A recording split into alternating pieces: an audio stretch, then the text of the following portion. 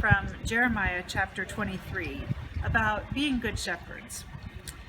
This is from the Message. Doom to the shepherd leaders who butcher and scatter my sheep, God's decree. So here's what I, God, Israel's God, say to the shepherd leaders who misled my people. You've scattered my sheep. You've driven them off. You haven't kept your eye on them.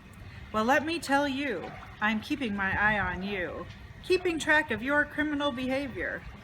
I'll take over and gather what's left of my sheep, gather them in front of all the lands where I've driven them.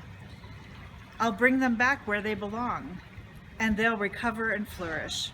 I'll set shepherd leaders over them who will take good care of them. They won't live in fear or panic anymore.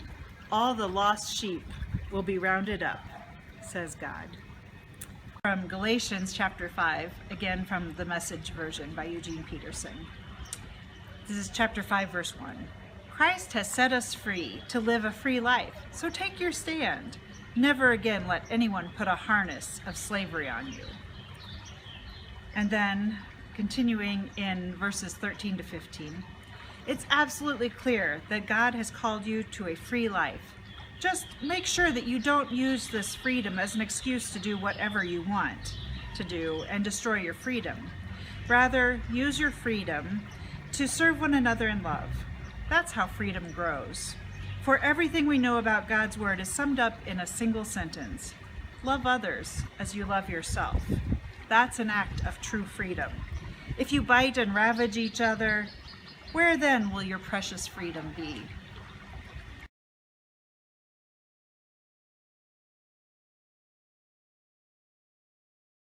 Freedom is something we celebrate in the United States, especially this weekend. It's 4th of July weekend and Independence Day. And so we celebrate how many freedoms we have. We have freedom from persecution, freedom to bear arms if we want to. We have freedom of religion. We have freedom from religion. We have freedom to spend money however we want. We have freedom to live wherever we want. You even have freedoms most of the time to go whatever school you want, have whatever job you want. Not everybody may feel like they have so many freedoms, but in the United States, we take so many of our freedoms for granted. I'm a missionary in the Democratic Republic of Congo, living in Kalemi in the province of Tanganyika, which is the Tanganyika Conference.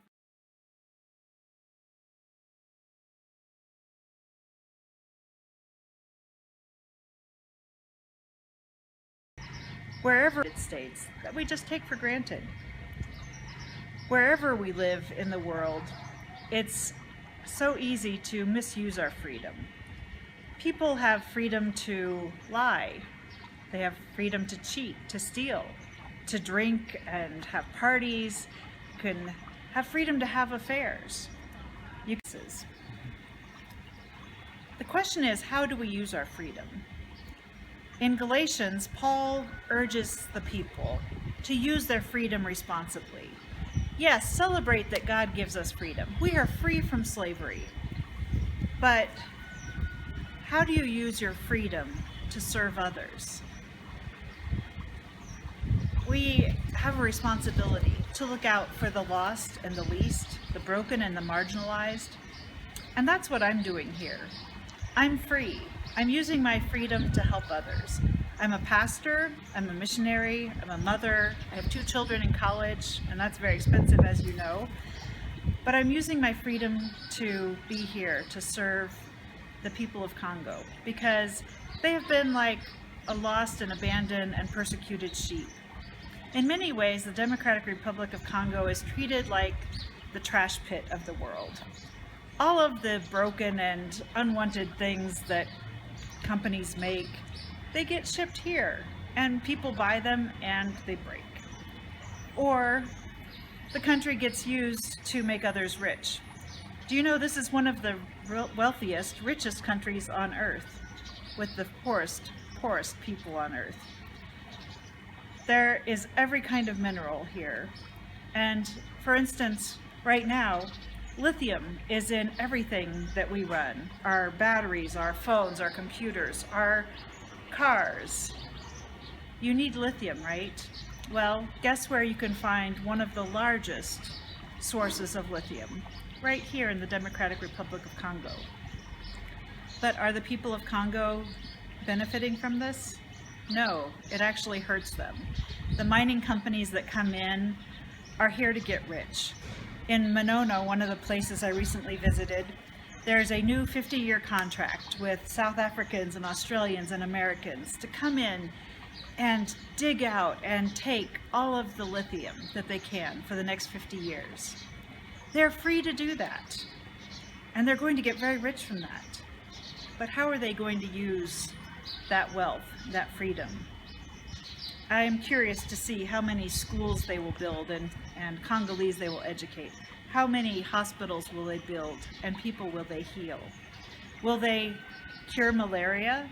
Will they stop Ebola? Will they stop women from dying in pregnancy?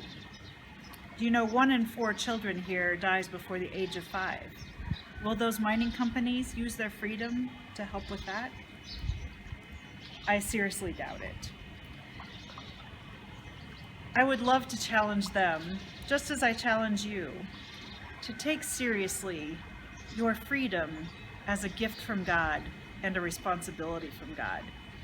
Use your freedom to serve others, to make this world a better place for others. Don't just use it to pamper yourself. Yes, you can spend your whole day watching movies, watching television. You can binge watch for hours and hours and hours, and you don't even have to think about how much Wi-Fi it uses. Here, I have to think about that a lot. I pay $1 per gigabyte or gigabyte that I use. And so I don't watch a lot of movies, but I spend a lot of time thinking and dreaming and talking with my friends here about what we can do to make Congo better for the Congolese people. So I want to introduce you to a friend of mine who grew up in an orphanage in Kamina, one of the centers of the Methodist Church. It's the center of the North Katanga Annual Conference. And so I'm going to introduce you to him and ask him about when and how he's experienced freedom and what his hope for the Congo is.